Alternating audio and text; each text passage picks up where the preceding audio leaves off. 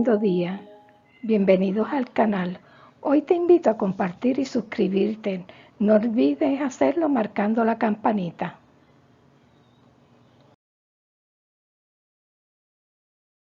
Saludos. Nos da mucho gusto tenerlos nuevamente en el canal.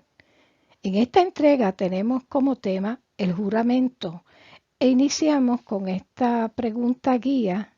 ¿Deben jurar los cristianos? En el video anterior titulado Viola la máquina mentirosa, se hizo mención de un voto o juramento que los estudiantes de la Biblia hacían adicionalmente a las preguntas en su bautismo. Presentamos aquí el origen de dicho juramento en esta parte de la presentación, el juramento de la Watchtower.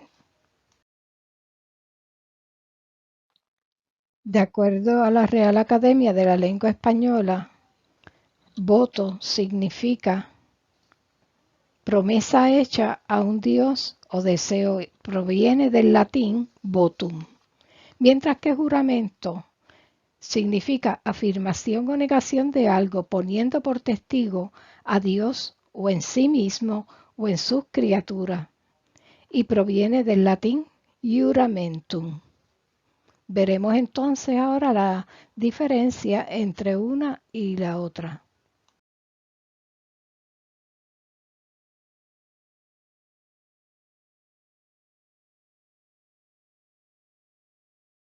La fuente encyclopedia.com en voto y juramento expone que hay una diferencia clara entre un juramento y un voto. Un voto es simplemente una promesa personal, mientras que un juramento es una promesa hecha ante alguna autoridad institucional. Los juramentos sirven como garantías objetivas de lo prometido. Jurando decir la verdad, uno garantiza que lo que uno dice es verdad.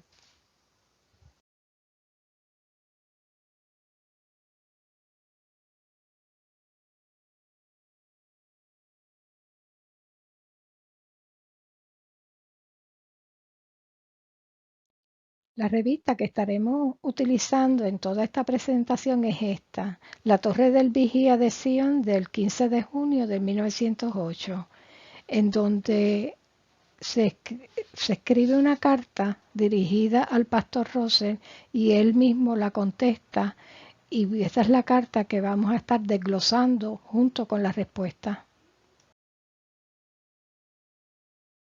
El artículo que estaremos analizando se titula Pague sus votos al Señor. Tenemos la carta y tenemos la respuesta que da el pastor Russell a los planteamientos que se le exige o se le pide que dé respuesta. El trasfondo del asunto es como sigue a continuación. En 1908, un caballero llamado Horace Hollister escribió al pastor Charles D. Russell expresando su preocupación tocante a las muestras de afecto que exhibían personas de diferentes sexos en la iglesia, o sea, en la congregación.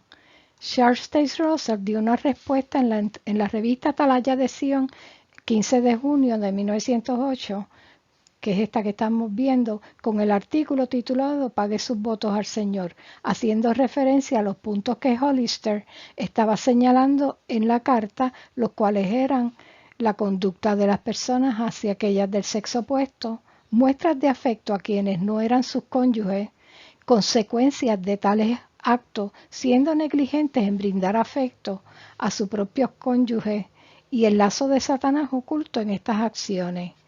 Y como vemos aquí, este es el recuadro donde se hace hincapié en esos aspectos que están aquí mencionados.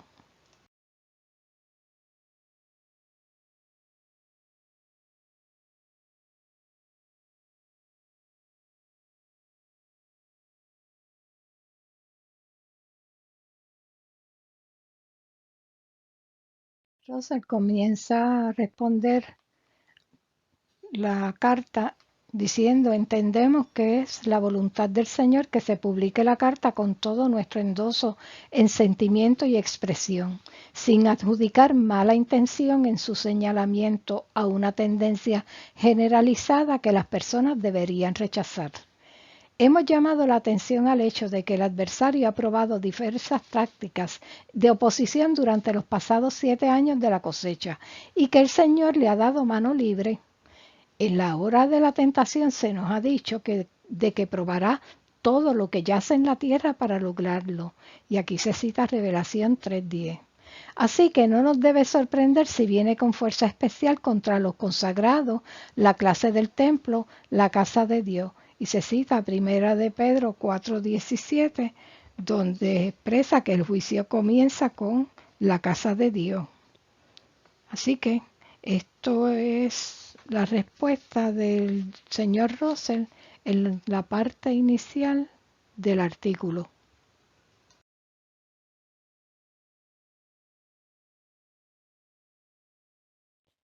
En el subtema Tentaciones de direcciones opuestas, que es este recuadro amarillo que vemos aquí, el pastor Russell continúa con sus expresiones indicando que al estimar los consagrados que muchas de las cosas son de índole de oposición, se reconoce el perfecto amor como la marca distintiva alcanzada y preservada.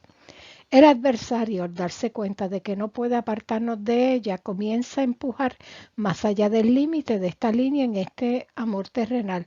Tal como la carta lo menciona, el peligro debería ser evidente a todos los que piensen en ello por un momento. El amor espiritual apropiado entre la grey del Señor es inevitable. El modo que amarra en nuestros corazones el amor cristiano, que es tierno y el más fuerte del que tengamos conocimiento, porque gusta de lo alto. En el amor está la confianza y los motivos de integridad entre todos, y sin tener resquicio en su motivo puede traspasar las barreras de reserva en la sociedad, las cuales han sido establecidas como necesarias en el mundo.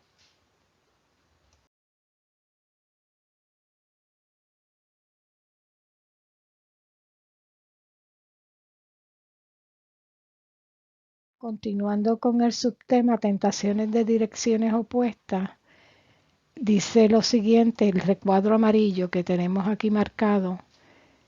No estamos diciendo que el pueblo del Señor tenga estándares morales inferiores a los que tiene el mundo, sino que al tener mayores ideales han encontrado una nueva confianza los unos con los otros, no en la carne sino en el espíritu, por lo cual olvidando que estamos en la carne, son más propensos a ser emboscados por el adversario en esa misma línea. Por otro lado, el adversario intenta empujar a otros del lado de la fe, de la marca de la fe, promoviendo amarguras, celos, envidias, contiendas. Él es muy creativo al suponer que tales semillas germinan rápidamente en los corazones de los consagrados. Miren, aquí tenemos esta joya que dice: por ende, tanto como podemos discernir su curso a seguir, es sembrar esas semillas de maldad mientras aparentan cultivar justicia de pureza y verdad. Él es un enemigo artístico y nosotros no estamos enteramente ignorantes de sus designios, aunque poco podamos adivinar cuál será su próxima movida para entrampamiento. De aquí tenemos en esta parte,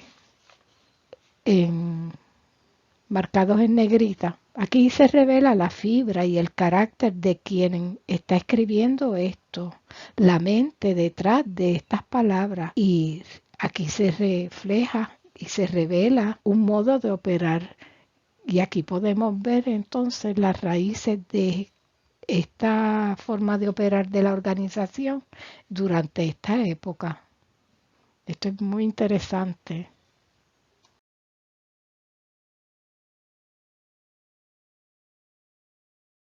Continuando con el subtema Tentaciones de direcciones opuestas, dice aquí: el hermano Hollister en su carta previamente citada indica que estuvo tentado a conjeturar mal sobre aquellos cuya conducta él desaprueba, pero salió victorioso del lazo de juzgar a otros e imputarle mala intención o motivos impuros. Él mira el asunto tal como nosotros lo vemos y el Señor también, como un lazo del adversario en contra de lo que es nuestro privilegio de avisar a nuestros correligionarios con amor. Y entonces pues aquí tenemos al pastor haciendo una arenga, ¿verdad?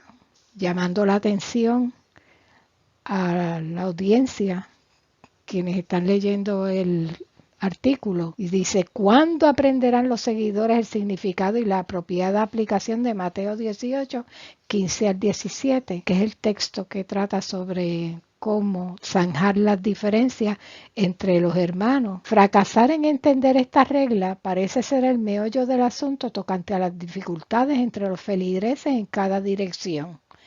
Hemos tratado de presentar lo más sencillo posible cómo lo podemos hacer en los estudios de las Escrituras, volumen 6. Y este es el volumen 6. Tenemos un visual de la nueva creación, que es el título de dicho volumen. Y aún así nos sorprendemos ante el error craso en esta línea por algunos de los más avanzados miembros del Cristo. La usual sofistería con la cual el anciano deja de lado esta regla divina y concluye con un «¿eso no aplica en estas instancias?», o ser persuadido a que no reconozca cómo aplicarlo en su caso y deba pedir consejo a otros, la misma cosa que es prohibida ante las palabras del Señor, que se dilucide la falta a solas. Continúa Rosel diciendo en esta sección que está coloreada de amarillo: de nuevo, pocos parecen entender que la conferencia no es para reprobar o reprender o humillar o castigar al que está en el error. Todo lo que sea para atender para el Señor juzgará a su pueblo. Nuestro objetivo debe ser meramente el de detener el error y ganar al hermano. Es seguro entonces suponer que el consejo de nuestro Señor es generalmente necesario. Saca primero la viga de tu ojo antes de pedirle a tu hermano remover la paja en su ojo, o sea, en el ojo de tu hermano.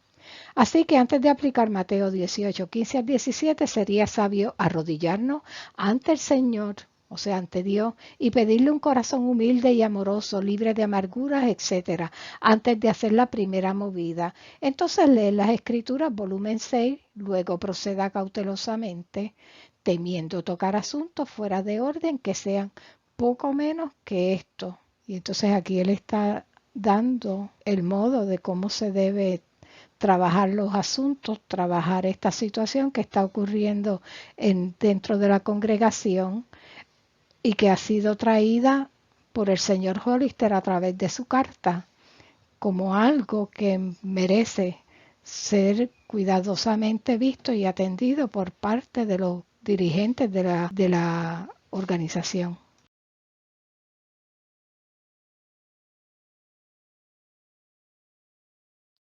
Vemos aquí los estudios de las Escrituras y el volumen 6, que es la nueva creación, el libro señalado por Russell como que deben estar los estudiantes de la Biblia leyendo para trabajar la situación, porque en dicho libro toca unas áreas respecto al modo de comportarse la Grey.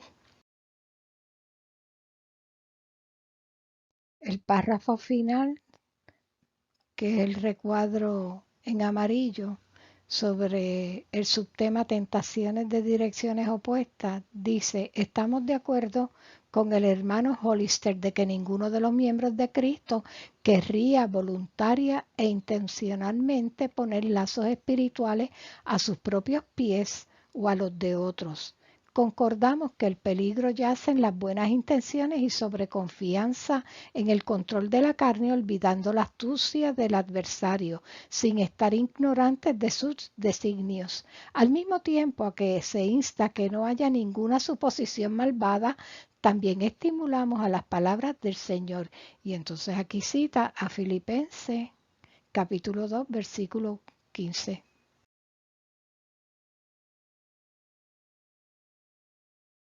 Pero supongamos que tenemos confianza en nuestro autodominio e inmunidad a la tentación.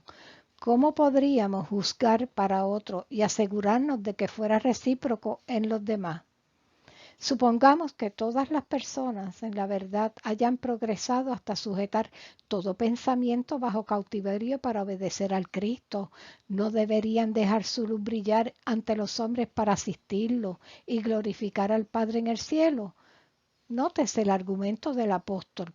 Por lo tanto, si el alimento hace tropezar a mi hermano, no volveré a comer carne jamás para no hacer tropezar a mi hermano. Se cita Primera de Corintios, capítulo 8, versículo 13. Pero no supongamos que nuestra carne está muerta. Es más seguro suponer lo contrario y mantenernos en guardia contra todo lazo del adversario para atraparnos o atrapar a otros.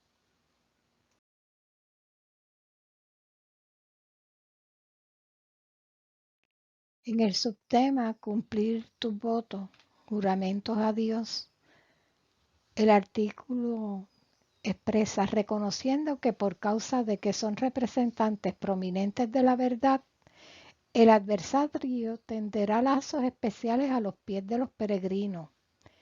El editor envió el pasado mes de marzo a todos los envueltos en el servicio continuo u ocasional del peregrinaje bajo los auspicios de la sociedad, incluyendo la Hermandad del Hogar Bíblico, la siguiente carta que se explica ella sola.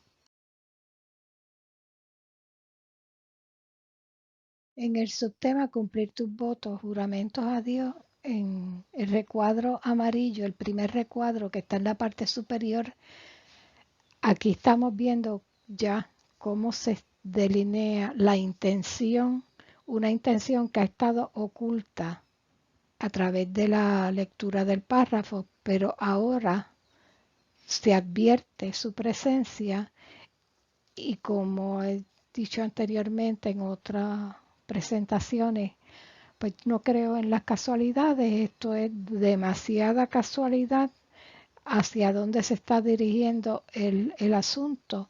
Y el párrafo dice, sin arrojar sombra alguno de ustedes, simplemente diciendo a la luz de los hechos de que estamos en el día inicuo mencionado por el apóstol, de que debemos tener la seguridad de que el adversario está más que alerta para dañar la causa de la verdad y a sus sirvientes.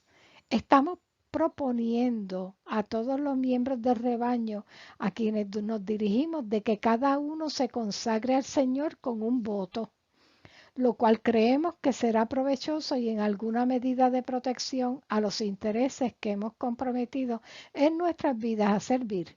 Estaremos encantados de escuchar a cada uno de que recibe esta carta si debe tomar el voto en el nombre y en la fuerza del Señor. Además, el hecho de que hayamos hecho tal voto puede resultar útil para los demás, no solo aquellos en el servicio de peregrinos, sino fuera de él. Sí, entre todo el pueblo del Señor con el que estamos en contacto, no por declaración pública, sino donde quiera que parezca sabio y apropiado para un ente privado.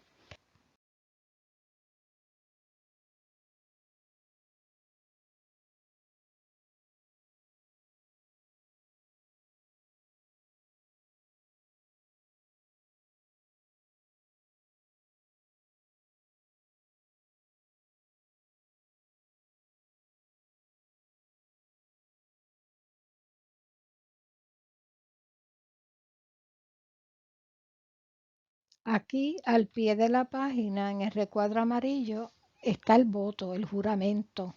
Y vamos a ver entonces cómo se extiende hasta la próxima página, en la página 4192 del volumen y en la página 188 de la revista. Aquí termina el voto en la parte superior coloreado de amarillo y entonces vamos a pasar a la próxima lámina, que es donde están detallados todos los datos respecto a estas personas que se mencionan aquí.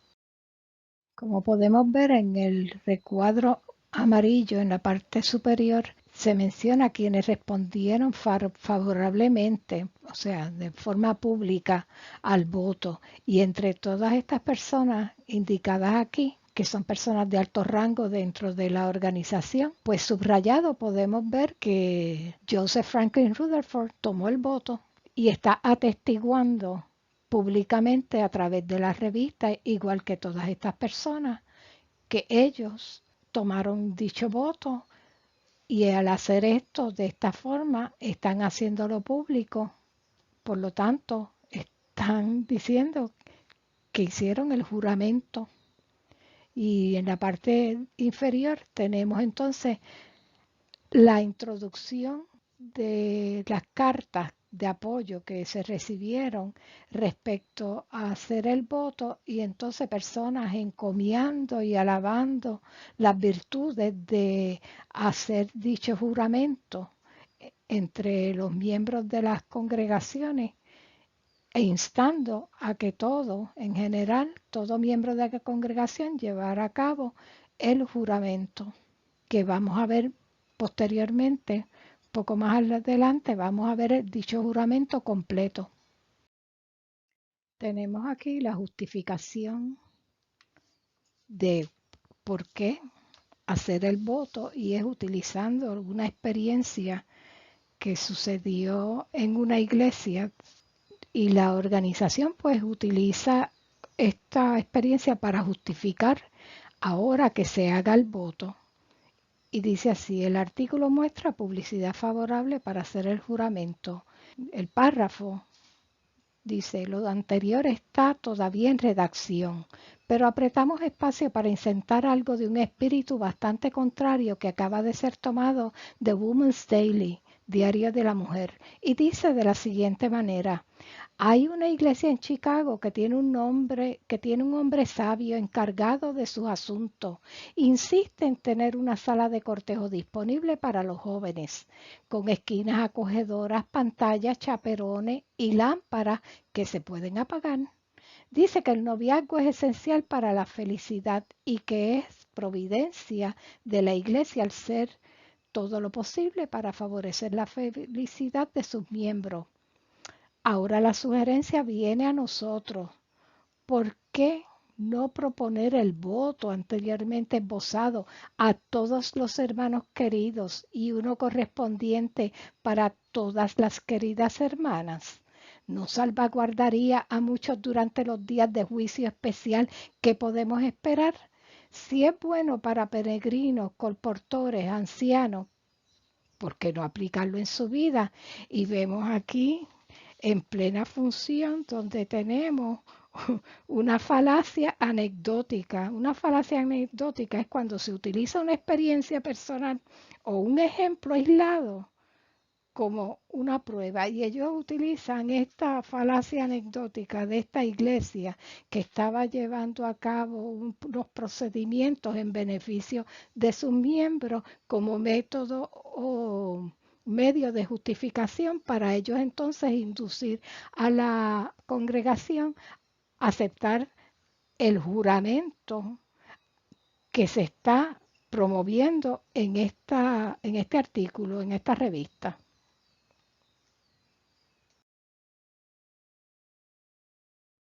Y continúa el artículo indicando, ¿verdad? El artículo muestra a los adeptos publicidad en pro de hacer el juramento. Y en esta sección expresa a un querido peregrino contra cuya conducta no hay un ápice de censura, nos escribe de la siguiente manera. Ha sido un gran año glorioso para mí. De hecho, estoy agradecido a nuestro querido Señor que me ha permitido ser parte en el trabajo de campo de la cosecha. En serio, querido hermano Russell, me parece que el Señor me está bendiciendo más desde que tomamos recientemente el voto. Y de hecho estoy agradecido de que el Señor puso en su mente para sugerir nuestra toma de este voto. Se me han dado nuevas bendiciones casi todos los días. Ahora estoy más ansioso que nunca para complacerlo y suplico sus oraciones continuas con este fin y que se me pueda dar fuerza y sabiduría desde lo alto y ser mantenido en humildad y amor. Y entonces escribe en la sección final del artículo, una recomendación que es en un número posterior, 15 de octubre de 1904, publicamos un poema titulado Escalones o tropiezos, que deseamos que todos lo lean de nuevo. Hay en la sugerencia anterior de jurar un escalón o un tropiezo posiblemente para usted. Y aquí pues está todo muy bien adornado, muy bien apoyado por publicaciones, por experiencias, de modo que esta forma de hacer este juramento, pues todos los miembros de la congregación lo hicieron en este tiempo.